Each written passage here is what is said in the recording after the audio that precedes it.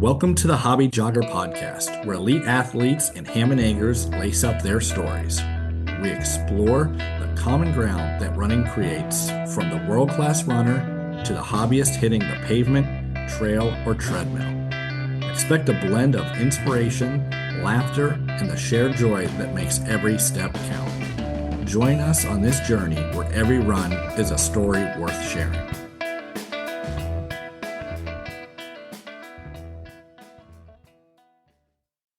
Thank you for joining us for this week's episode of Hobby Jogger and Friends. Today's going to be a very special episode. What we're doing, we're wrapping up the trail running season, and we are going to pick our top trail runners of the year. Today, I am joined by my co-host, Mr. Rob Myers. Rob, how are you today? I'm doing well. Yeah, I just got my new runner shorts in the mail. Took them out for 5 runs. You were 100% right. They are awesome. Very impressed. Dude, they're so good. Yeah. Seamless. I've never once chafed with them. Probably the best run. I don't run real far distances in running shorts because I like the compression shorts with just my soccer shorts over top of them. So I'm a weirdo, but best running shorts I've worn hands down. And their diaper didn't bother me. Like, it's not like most of the shorts with the diapers. Like, this one wasn't too bad. Yeah. It's like having a pair of compression shorts underneath your running shorts. So yeah, shout out to Lucas and the team over there for sure.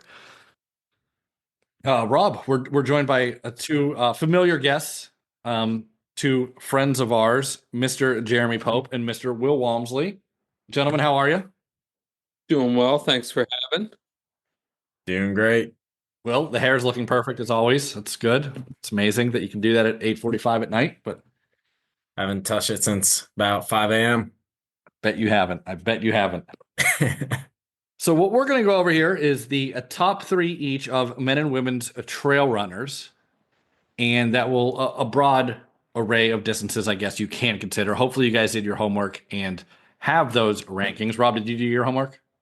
Oh, no, this is just the 3 of you guys. I'm here to just judge. Oh, you're just judging. Okay, I wasn't. I guess we maybe could, actually talk about what we're going to do first, but let's, happens. So we're also going to go over what we feel as what we rated as the top performance of the year. Do you guys want to start with the men or the women? Rob, flip a coin or decide. Women. We're going to start with the women. I'm going to start from third, go down to second. Or we start with second. What was that TV show that did that? Start with second, then third, and first. I guess we can't do that because it would spoil it. We'll just go third to first. How about that, Rob? Sounds good. And we're keeping it just American trail runners. Just American. We're not going to go global, although global races are considered. And you can also please tell us how you came about that and how things worked in your mind so that the listeners can get an idea of what our grading criteria was, not just throwing darts at the proverbial dartboard here. So I will start off. I have Rachel Drake of Nike Trail out of Salt Lake City as my third place American woman. Set a course record at the JFK 50. Hold that in very high regard. Ran well at the Mammoth Trail Fest. 8th at Western States. Won the Tillamook, I'm probably going to say this wrong, the Tillamook Burn 50 miler, the Gorge Waterfalls 30K course record, Black Canyon's 100K, and the Hong Kong 100. I'm not sure if that's 100K or not. I guess I could have looked into that, but Rachel had an incredible year. She is my third pick. Jeremy, who do you have as third? I honestly have the same. I really, I hate to be the same, but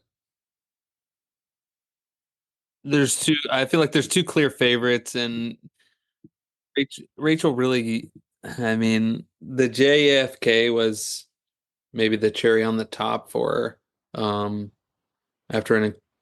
think Black Canyon is maybe the standout there in a great race. I mean, ran a great race at Black Canyon, and that women's field was maybe arguably as competitive as the men's. Yeah, definitely a very tough field. Had a phenomenal year. To set a course record at such an old race like the JFK 50 certainly resonates and means something.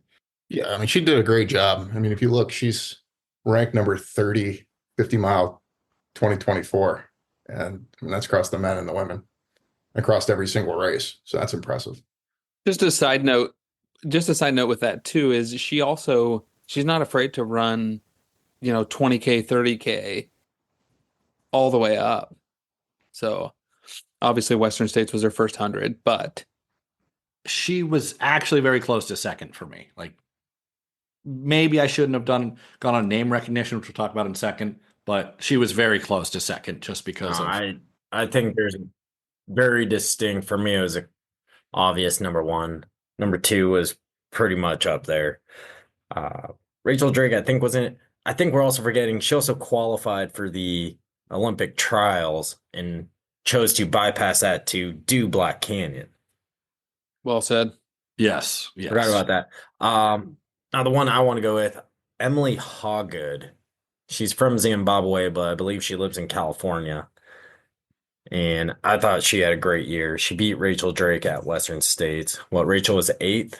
Emily finished fourth, and then also had a top 10 finish at UTMB, placing sixth overall. I mean, just anytime you can place top 10 in the two biggest trail races, 100 miles in the world. Also won Chianti, won three other races in addition to that, anywhere from, it looks like 30K up to 100 miles. The top 10s for me did it. Rachel Drake, I think, was right there with it. Heather Jackson may have been a fifth one. Rachel smoked her at Black Canyon, but then at Western States, Heather Jackson beat Rachel, finishing seventh right ahead of her. But no, Rachel Drake, like her 50K or 50 miler at JFK was insane. But I would still take six at UTMB right above that, even though it was a course record at JFK. One of the most historic races ever. For the third place American woman, Will picked a woman from Zimbabwe. That's pretty on par. Lives in America. I believe she would be good for the Ultra Trail Runner of the Year, and that's kind of what I'm going off of. Well, I'm going to change the rules slightly. We'll say lives in America, not from America. Was there one more with Rachel where did she run like short distance for Team USA at like Worlds? Let me look it up.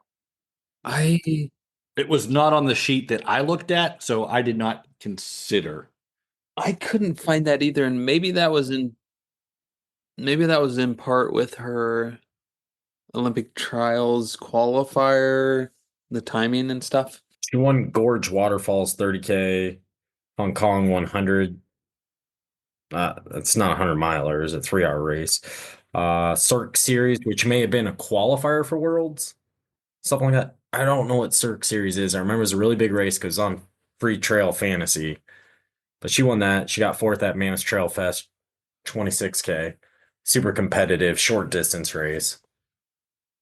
Now, this is our first year also doing longer distances beyond like 50Ks, 100Ks, I believe. Yeah.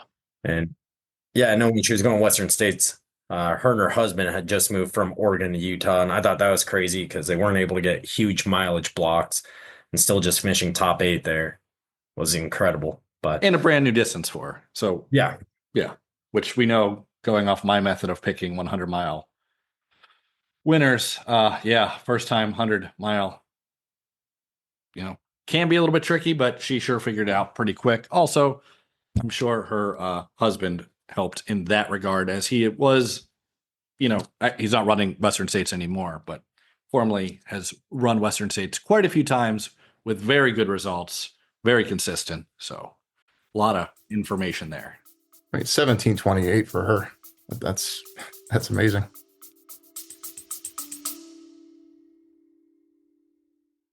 Hey folks, if you're loving the stories, tips, and laughs we're dishing out, make sure you don't miss an episode. Hit that subscribe button so you're the first to know when a new episode drops. And hey, if you've got a second, why not leave us a review? Your feedback helps us improve and keeps this running community growing. Lace up, hit subscribe, and let's get back into the show. Yep, on to our second woman overall. For this, probably no surprise, but I had Courtney DeWalter, another phenomenal year. For Courtney, best ultra woman runner of all time for sure. She does get the GOAT label, often and well deserved. Won Nice, Swiss Peaks Trail, Hard Rock 100 endurance run, course record on the clockwise course. Broke her own record there. Yep. Yep, broke her own record there. Probably a little bit more impressive to me was the Mount Fuji 100 and the Trans Gran Canaria. Wow, I said that correctly. Classic.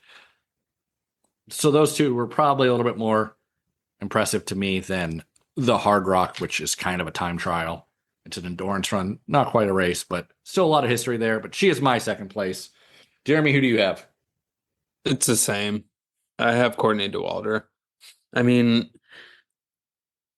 if the person who was first didn't have the year that they had, I mean, Courtney's sitting in the first spot, but an undefeated season again.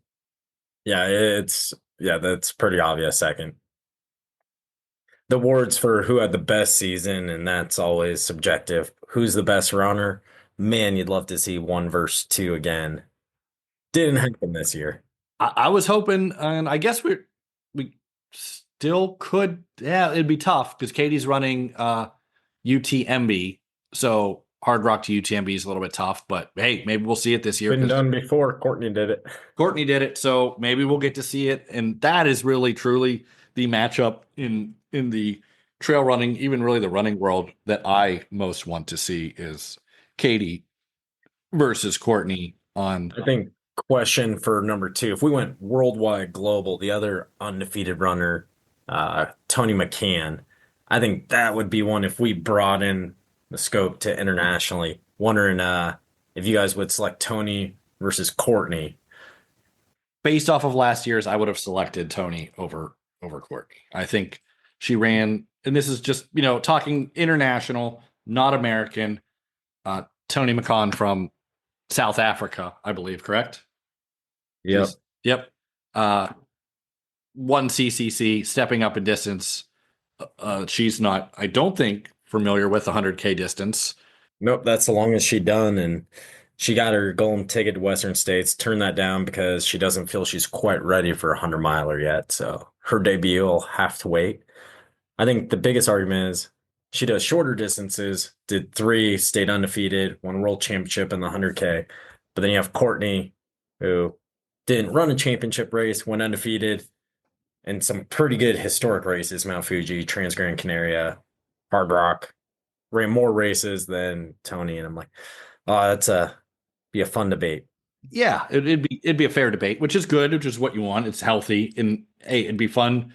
Maybe next year she steps up and runs UTMB against Katie and Courtney if she's, she feels she can step up into that. And I did rate her in the international a little bit ahead of Courtney just because I value the CCC race a little bit higher than I do the slate of races that Courtney ran. So Yeah. Well, one thing to highlight with Courtney, I mean, she's turning 40 in February.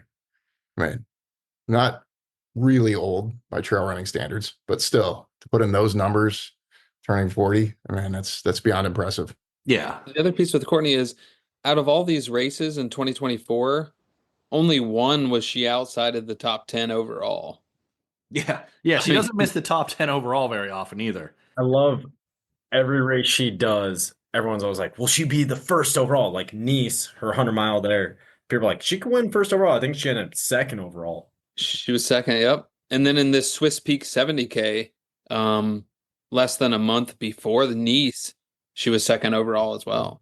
Man, if she's turning 40, that'd be crazy if she's doing Western States. I have no idea what her 25 calendar looks like. And if she breaks her own course record while setting the Masters record in the same race, that would be insane. Greatest, maybe, just her overall results throughout her career put her at the very top of the sport, man or woman. She's done it all. Just, she runs the races she wants to run, and it's subjective. And our first place person, I'm going to assume it was unanimous since we haven't mentioned our third or second. But the aforementioned Katie Scheid is who I picked to win Western States in UTMB back-to-back. Course record at UTMB. Also winning the Trans Gran Canaria. I think it was like, it must have been like a 20K something. And the Canyons 100K to get herself back into Western States. So quite a year from Katie Scheid. Super impressive performance at Western States. She was running along our friend Simone Goslin, ran with him most of the day, who Jeremy and I were crewing for. So got to see Katie up close at Western States, and she absolutely crushed it and did not look very stressed doing it. So it'll be fun to watch next year and see where her top is. Jeremy? It's the same. Katie Scheid. I mean, pretty simple, but undefeated again, across the board. Maybe she ran fewer races than Katie, or than Courtney, but the biggest ones, biggest stage.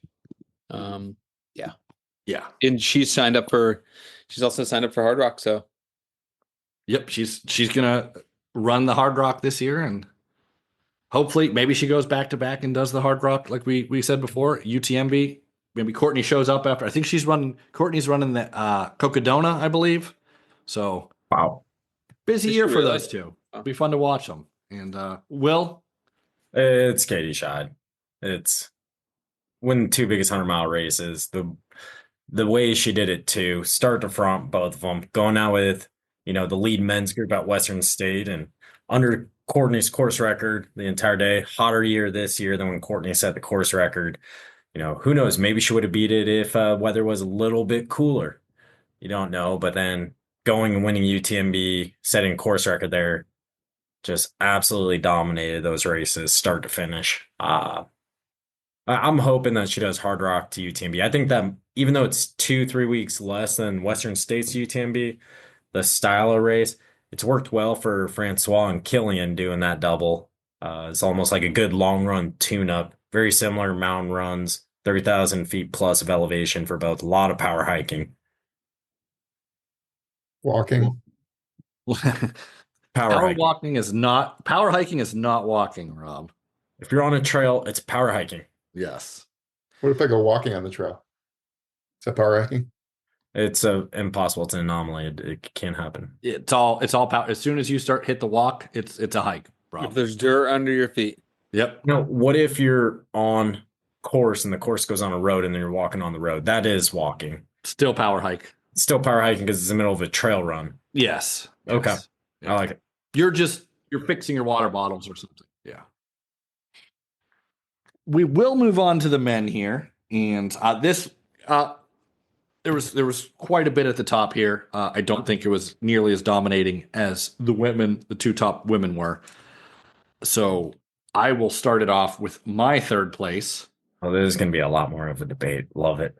Yeah. It'll be a good one. I, for my third place, have David Roche.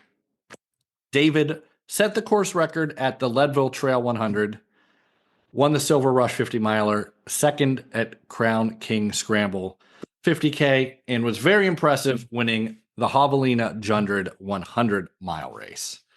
How I came up with David Roche is I do score the Javelina. It's a very competitive race, so that score is pretty high. Pretty good body of work that he put together through the year. So I have him as my third place. And I support that, Casey. He was Thank number you. 4, 100 miles across all races for 2024. Yeah, he was good year. I don't know if I agree with the nose strip. He likes it, works for him. You'll probably see that become more popular. Jeremy, who did you have as third? I actually went with Hayden Hawks at third. I can see Will loves this one. I don't know. I feel this is tough. I need to pull up Hayden's results, but Hayden still had a great year, albeit maybe overshadowed. Let's note that talking about the top 3, all are very impressive. The top 5, the top 10, all extremely, extremely impressive years. So his Black Canyon, I mean, the guy led wire to wire. You could almost argue that Black Canyon 100K was That field was absolutely loaded last year. It was. The third place at Western States, while it's still the bottom of the podium, he PR'd. He's really struggled. He's struggled to complete the full Western States 100. He's just kind of had a couple of rough goes after, maybe that 100K mark. That's fair. I mean, he's had some, issues definitely finishing that race. So Finished his year over in, let's see. he won CCC. CCC, I mean, again, you could argue. I believe I will be arguing this. He did lose to Francesco. Man, I'm probably going to mess up this gentleman. Puppy. Oh, yeah, Puppy. Much safer in a 50K. Yeah, 3 weeks after UTMB, and Francesco specializes in 50K only. Absolutely. That dude is an absolute killer. So nothing to sneeze at losing to him. Third, Hayden's third for Jeremy. All right. Will? I am going to say third place for me would be my brother, Jim Walmsley. Bias aside, everything else, trying to defend it, I think there's a lot of people that make really good arguments for it. He had a very short injured season, but his race at Western States, the fashion he did it, second fastest time in history. I don't feel like he was ever in control. Ever not in control. It was easily the most competitive American race all year long. All these Javelina hundreds, Javelina 100, whatever you want, Canyons, Black Canyon, all the top guys that have had great years that are in this discussion, they were at that race, and it was pretty much the bigger storyline was, hey, who finished second to Jim in that? And yeah, and then the versatility too. The week before that, there are other people that I think we'll be talking about here. We're in a vertical kilometer, so what's that? 3.5 miles going over 2,000 meters of elevation. Jim showed he was one of the best in the world at it, getting second overall, beating every other American up that hill. Lost to Patrick Kipjengo, who's world champion VK guy, and Jim showed, right there with him as far as his talent from vertical kilometer all the way up to 100 miles. That was his whole racing year. I know he got injured early on, had to drop out of Trans-Gran Canaria for an early injury with an ankle after Western States, had some knee issues. Tried to give it a go at UTMB, led for the first 40 miles, and then ended up dropping. Yeah, kind of a shame. I'm hoping next year's a lot better, but no, my brother would be who I have as third overall. Very legitimate arguments, and he was fourth for me. Maybe I didn't pick him as third because of my bias because he's your brother. Yeah, unfortunate UTMB gets injured.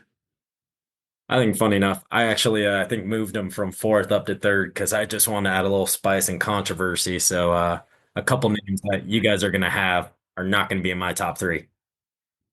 Yeah, I mean he was, like I said, he was fourth for me. The VK race was actually super impressive 8 days before Western States, with an absolute loaded international field of people who specialize in that sort of thing. Not that he doesn't, but I mean, he was running 100 miles the week, a very fast 100-miler the week after. Hats off to him for the Western States performance. Was awesome to see up close. He definitely should be at least third. A race right before it, especially that vertical climb. That's crazy. Yeah, should he have? Yeah, I mean, like I said, I probably Got to factor in everything, Casey. Got to factor in everything.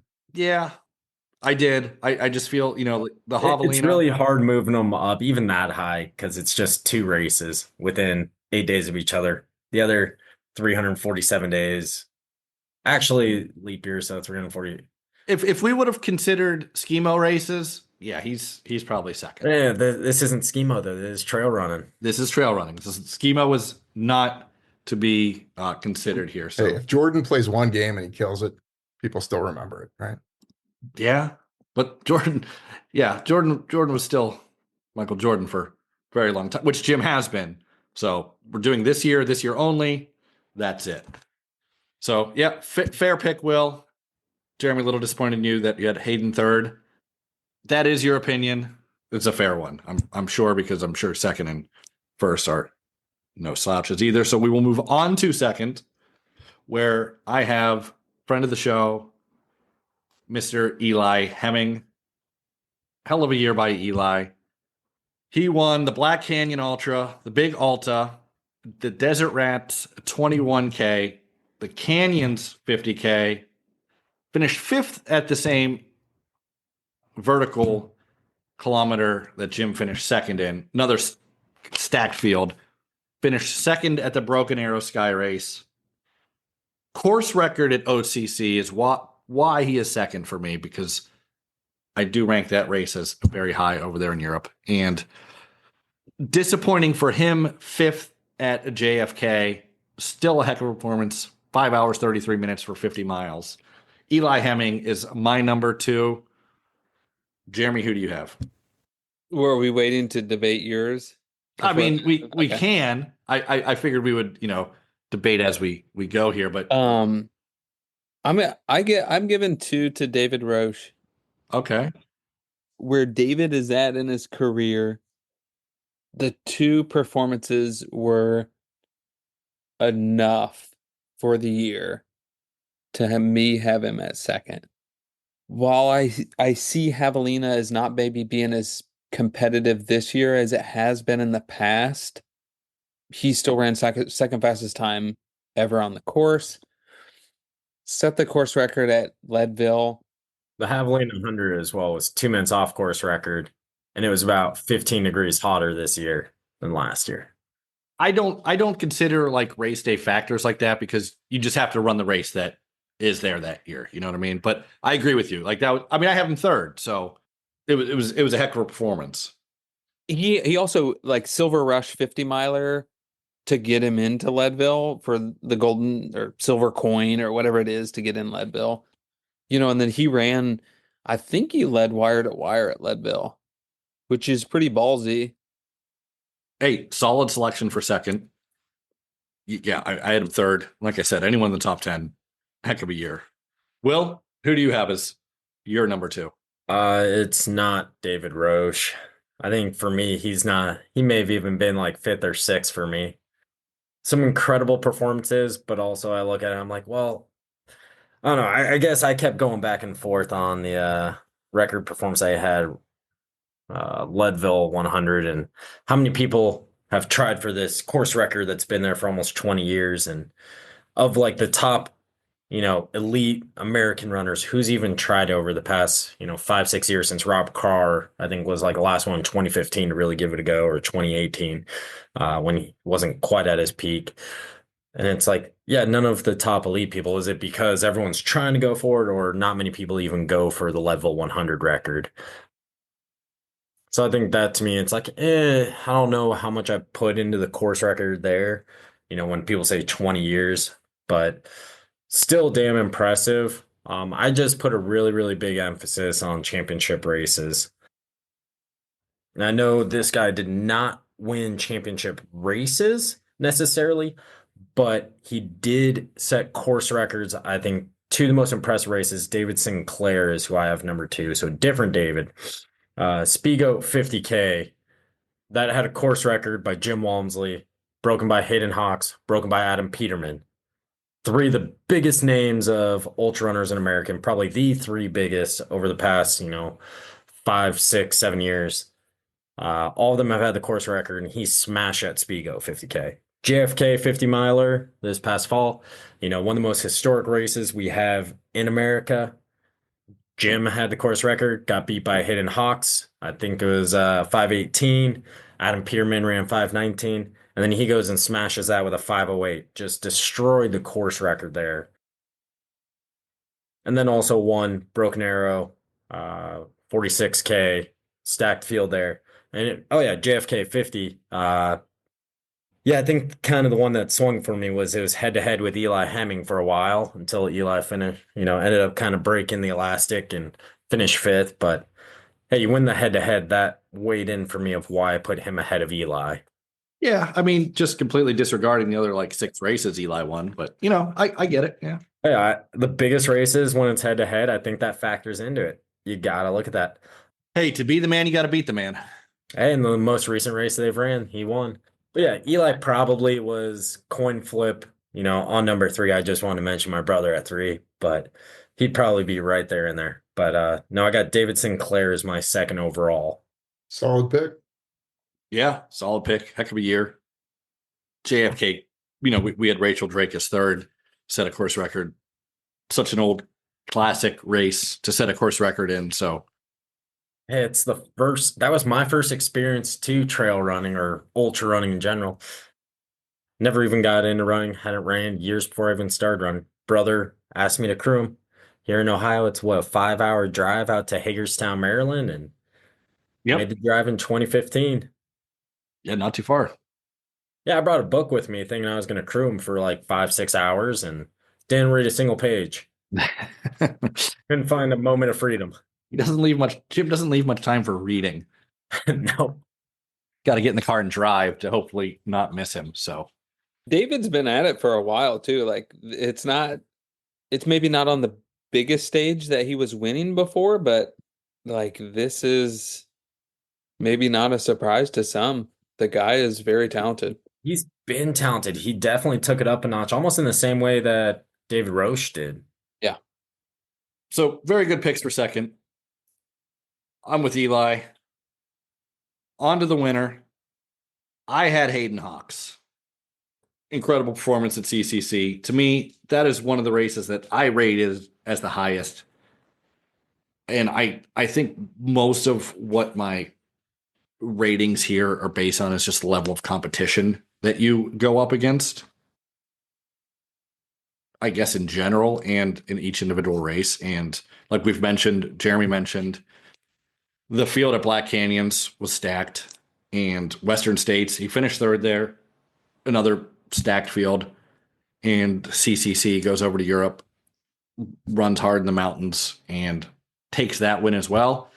And the 50K mentioned previously, where he got beat by Francesco Puppy, phenomenal athlete, phenomenal Italian athlete, only to lose to him. So incredible year by Hayden.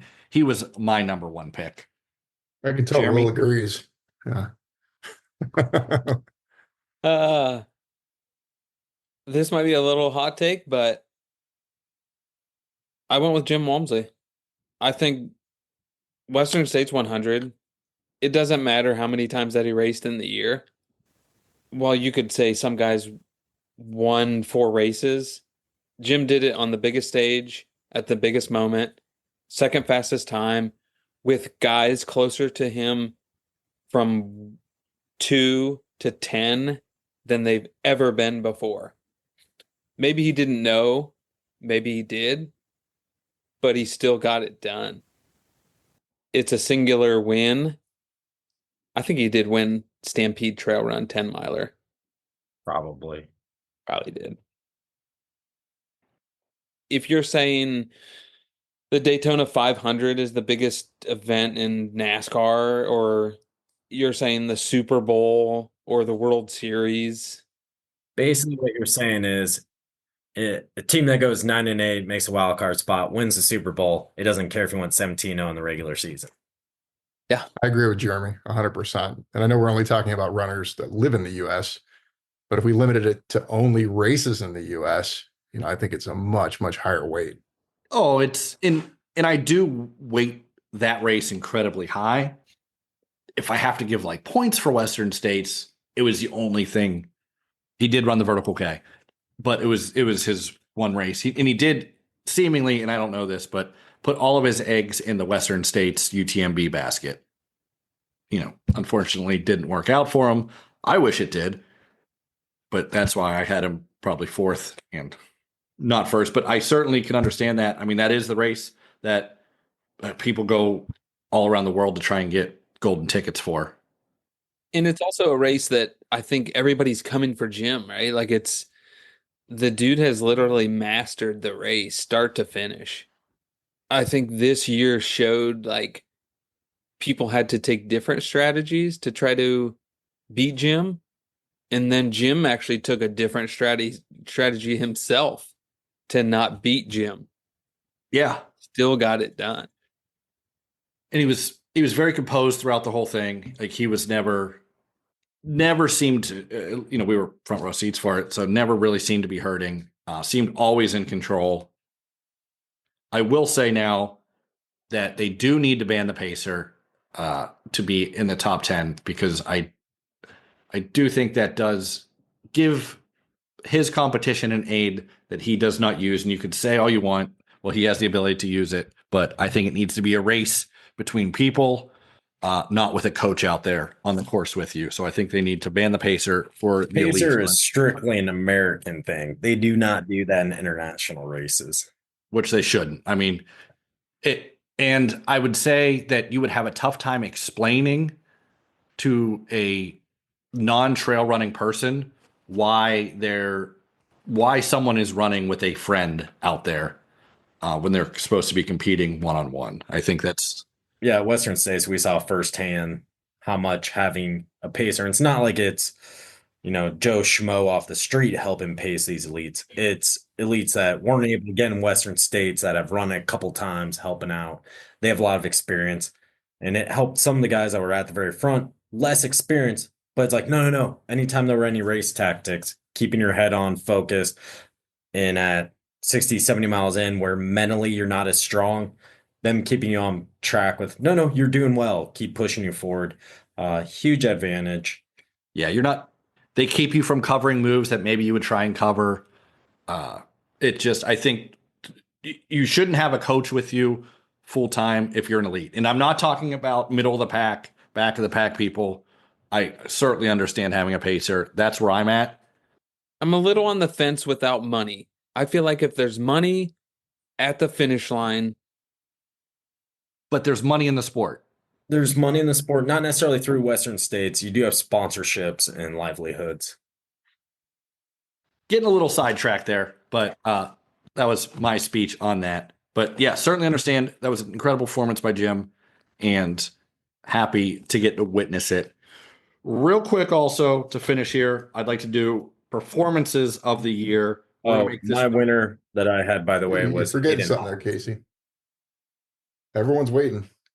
All right, well, drop it. Will, who do you got? My winner first? for Trail Runner of the Year for the Americans is Hayden Hawks. That Western States by Jim, it's something great. And Hayden ran the 4th fastest time in history. The 3 faster times, Jim Walmsley. 2nd place at Western States, Rod Farvard, less than a minute ahead of him. Yeah, that was a tight finish. So being that close to Rod, beating Rod at Black Canyon, setting course record while running Black Canyon, beating Rod again at CCC. That's where, hey, even though he lost Western States to Rod by less than a minute, he beat him by much more in Black Canyon, and then another championship race at CCC for World 100K trail race. Hell of a year by Hayden. I'm just like, man, 3 of the biggest races right there. And yeah, Black Canyon also being a world trail major. So 1 world trail major, 1 UTMB championship race, and podium at, Western States. Black Canyon's also a World Trail Major too.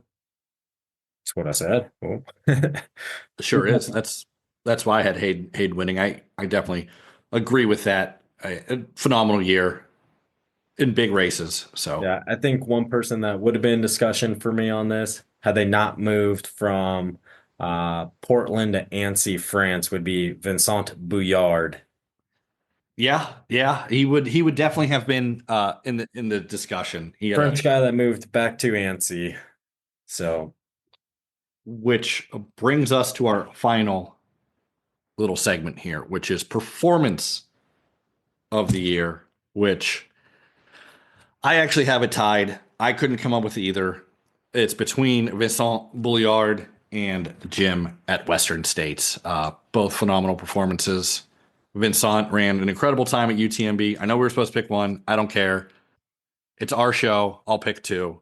Vincent at UTMB and Jim at Western States. Both incredible performances. And I do have Katie Scheide's Western States performance for the women. over her course record at UTMB. Yeah. I have Western States a little bit ahead of that as for performance of the year.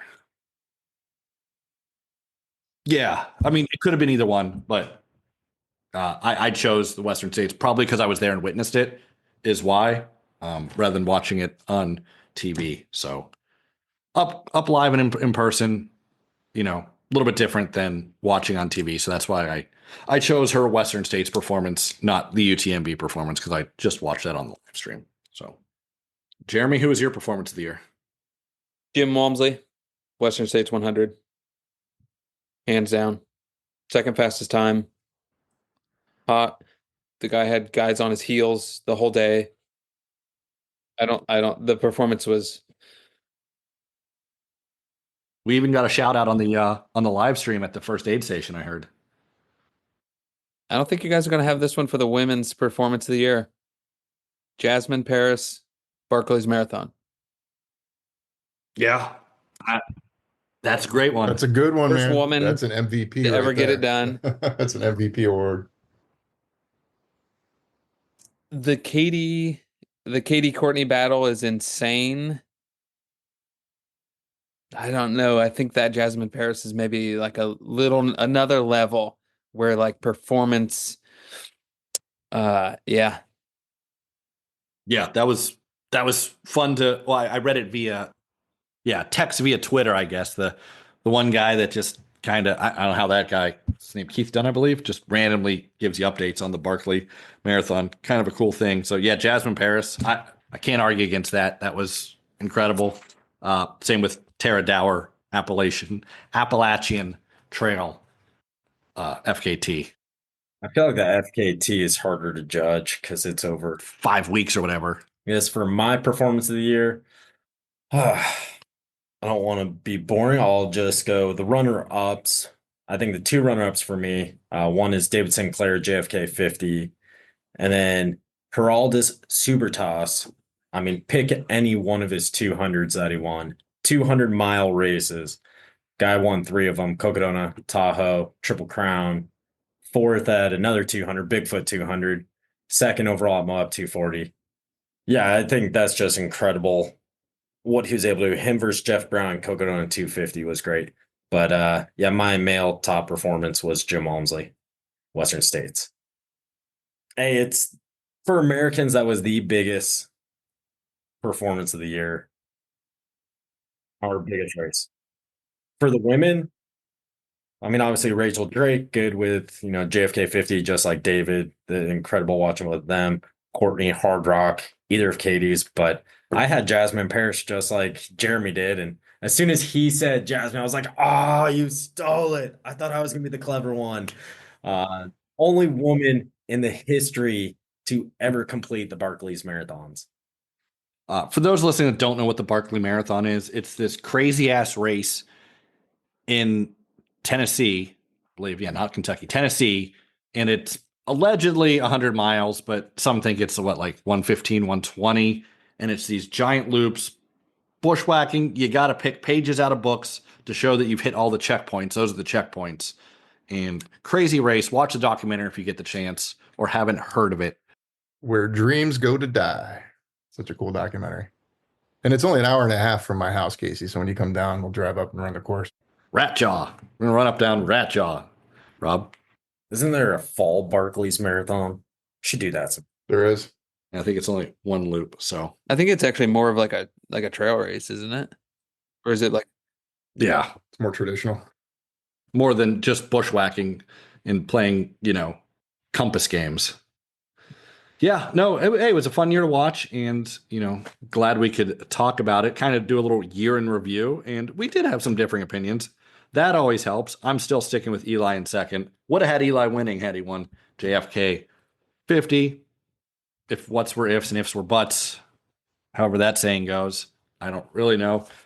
Yeah, so great year, great episode.